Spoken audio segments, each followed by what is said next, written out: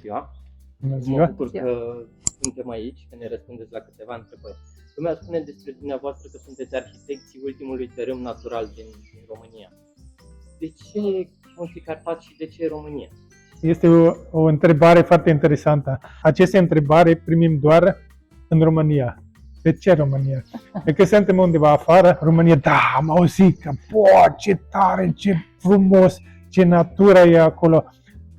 Este o chestie de percepție. Și probabil că în țară oamenii sunt obișnuiți cu aceste natură spectaculoasă. Și pentru noi e clar că România este cel mai frumoasă țară, este cel mai bogată țară din punct de vedere de natură, doar că trebuie valorificat acum aceste bogăție în ceva care ajută și pe comunității locale. Și cum putem să facem lucrurile astea? Sunt multe posibilități. În primul rând, bineînțeles, trebuie să protejăm ce mai este. Dacă nu mai sunt pădurile, atunci baza pentru o dezvoltare economică lipsește. Și noi vedem zona asta să se dezvoltă foarte mult în direcție de ecoturism, pentru că satele în jurul muntelor sunt frumoase, dar au aceleași probleme ca multe sate montane au în toată Europa. Adică tinereții pleacă pentru că nu au nicio perspectivă, nu au loc de muncă, trebuie să se duce în orașe și în multe cazuri nici nu se întorc pentru că, da, joburi nu găsești în aceste sate. Și dacă vor să rămâne acolo, dar nu ai de ce trăi.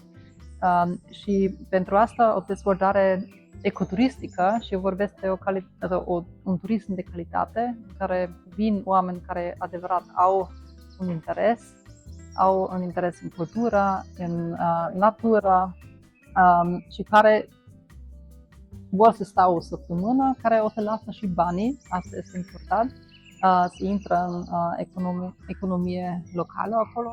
Și prin turism o să se dezvolte tot felul de alte servicii, pentru că clar, dacă avem pensiuni, cineva trebuie să construiește aceste pensiuni, trebuie oameni care lucrez în acest domeniu, trebuie oameni care deschidă alte servicii, cum este un restaurant sau așa ceva. Cum se poate păstra sălbăticia unui loc și naturalețea lui și în același timp să îl facem disponibil publicului și să aducem oamenii acolo? Mă gândesc că este o limită foarte subțire între sălbăticie și dezvoltarea necesară pentru un astfel de... Bineînțeles, trebuie această protecție și cel mai bine merge asta prin un parc național, care este cumva gold standard dacă vorbim despre protejarea naturii. Și fiecare parc național vine cu o sonare și acest sonare trebuie făcut gândit deja la cum vreau să arată satul în, zicem, 30 de ani. Asta înseamnă că trebuie o parte protejată și o parte trebuie și dezvoltată, pentru că mai trebuie, probabil, pentru un turism să funcționează acolo, mai trebuie infrastructură, trebuie restaurante și exact, drumuri și tot asta. Și bine gândit, asta nu trebuie să se suprapune. Adică avem o zonă protejată și pe lângă asta putem să avem o zonă dezvoltată. Și doar că sunt una lângă alta, dar nu se întreabă. Da. Momentan dezvoltați cel mai mare proiect de conservare a naturii din Europa, în România, în Făgăraș. Cum merge proiectul și în ce etapă sunteți în prezent? Cred că dacă noi ne luptăm în fiecare zi și câteodată ne uităm și ne gândim ce se întâmplă, ne gândim că merge foarte încet și nu prea merge. Dacă ne întoarcem și ne uităm ce s-a întâmplat în ultimele 15 ani, atunci cred că vedem un progres foarte, foarte mare. Asta înseamnă că am cumpărat majoritate din pădurile private din Munții Făgăraș. Astea sunt pădurile care oricum au fost pe piață. Adică dacă nu îl cumpărăm noi, cumpără altcineva. Folosea în alt scop. Da, pentru silvicultură, pentru exploatare, pentru tăiere.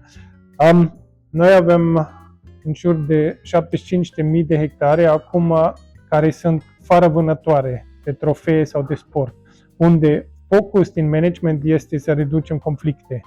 Adică unde focus este unde ne atenționăm la zonele în jurul satelor, nu undeva în fundul vei unde un urs mare umblă și va fi împușcat de un vânător pentru o trofee. Ne-am reintrodus simbri, ne-am relocat casturi. S-a întâmplat foarte mult, am plantat aproape 5 milioane de copaci, am reconstruit natura în aproape 2000 de hectare, care au fost zonele degradate, unde am reparat. Adică din acest punct de vedere s-a întâmplat foarte, foarte mult. Dar ăsta în sine nu face un parc național, pentru că un parc național face guvernul și fac comunității locale. Adică noi trebuie să ne concentrăm acum mult mai mult la comunității locale, să le ajutăm să se dezvoltă într-o direcție care nu mai depinde de o folosire extractivă din munți, dar se bazează pe conservare din munți, cum a zis Barbara, de ecoturism, de producție de mâncare sănătoasă din zona în jurul munților Făgăraș. Și asta am făcut deja un pas mare înainte prin aceste activități economice în zona de sud-estul munților Făgăraș. Deja intră acum cam €1.000.000 în comunități locale prin ecoturism și alte care noi am promovat și dezvoltat, dar vrem mult mai mult decât asta. Adică acolo mai avem de mers. Avem evenimente în jurul munților Făgăraș, cum este Făgăraș Fest, unul dintre cele mai mari evenimente acum în zona de munții Făgăraș. Anul acesta în Stebeșu de sus, la comuna Racovița, au fost peste 7.000 de oameni care au sărbătorit acolo. Toate pensiunile în întreaga regiune au fost plin. Producători locali au câștigat bani buni din acest eveniment. Și iarăși am contribuit să meargă bine pentru comunități. Plus avem programe de educație, avem programe unde susținem echipe de sport, asociații de sport, cultural, ne implicăm în chestii sociale, adică lucrurile merg, funcționează. Dar clar că mai este mult de făcut și încă sunt unele comune unde nu am ajuns, încă unde lumea încă nu știe foarte mult despre noi, unde sunt suspicios în ceea ce privește proiectul nostru, fundația noastră sau ideea de parc, dar o să ajungem și acolo. Asta vreau să vă întreb acum. Cum colaborați cu autoritățile naționale și locale? Cu comunitățile am înțeles că vă înțelegeți și vă ajutați practic. Dar la ideea asta de parc, în ce stadiu este față de guvern? Vorbeați de guvern și de autorități.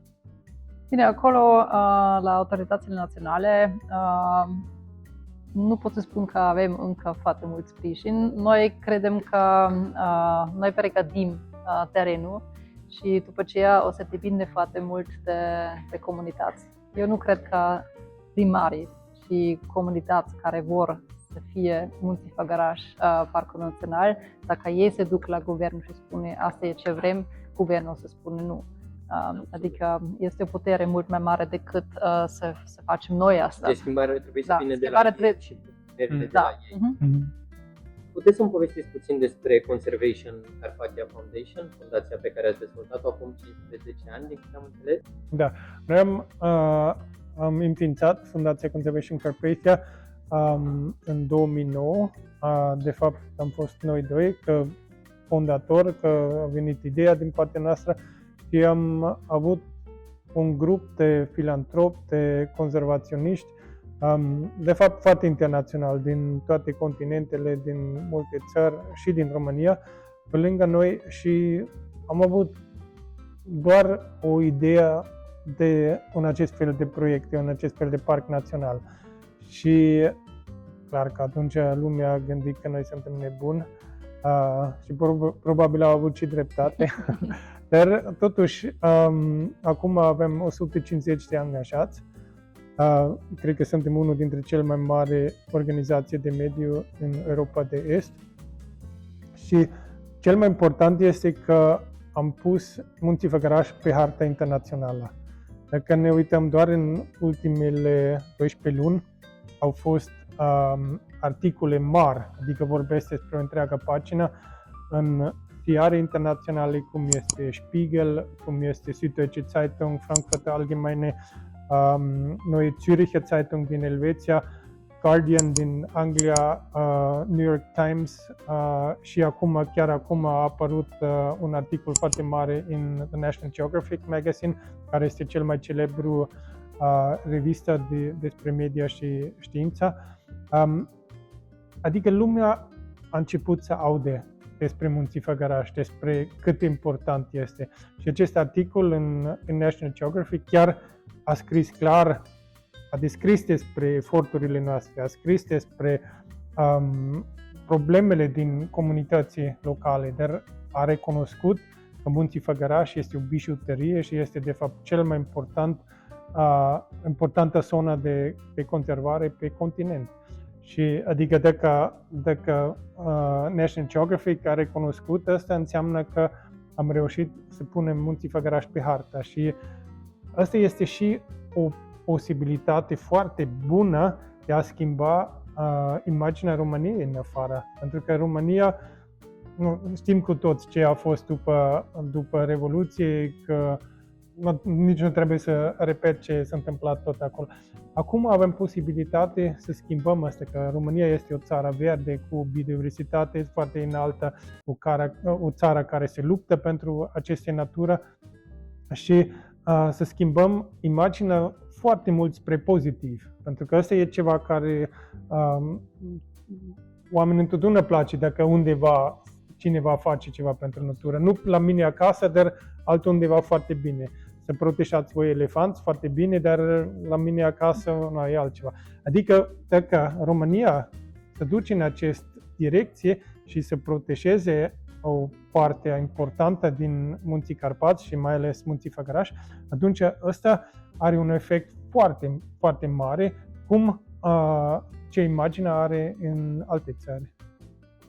Cum s-au schimbat prioritățile de conservare? Pe ce vă axați acum 15 ani când ați venit în România și pe ce vă axați acum? Când am venit? De fapt, 30 de ani. 30 de ani. Da, noi am venit pentru lupi, da, și am avut probabil ochii mai mult pentru lupii și carnivori de mare decât pentru altceva. Dar și în fundație vedem acest schimb și cred că nu este doar la noi, este cred că în toată lumea. Conservarea e un pic altfel acum.